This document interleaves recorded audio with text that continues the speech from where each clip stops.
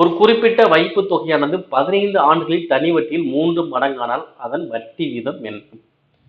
So தனி வட்டியில இத்தனை ஆண்டுகள்ல கொடுத்துருக்காங்க, மடங்கு கொடுத்துருக்காங்க, வட்டி வீதம் கேட்குறாங்க. என்ன கான்செப்ட்? இப்போ வட்டி வீதம் கேட்டாங்க அப்படின்னா மடங்கு கொடுத்துட்டு t-1 into 100 divided by n.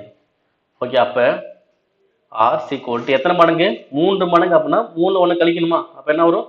2 into 100 வகுத்தல் 15. ஓகேங்களா? இப்போ அடிங்க. அடிச்சா என்ன வரும்? 3 5, இங்க 2 10 0. ஓகே, அடுத்து 3 வச்சு அடிக்கும்போது மொத்தம் பெருக்கு எவ்வளோ வரும்? 40/3. 40/3 அடிச்சோம்னா 1 3 3, மீதி 1 10ல் 3 9, மீதி 1 வகுத்தல் 3. ஸோ ஆன்சர் எவ்வளோ? 13 1/3%. So option second. சில ரொம்ப ஷார்ட்டான ஒன்று சொல்லியிருப்போம். என்ன சொல்லிருப்போம்?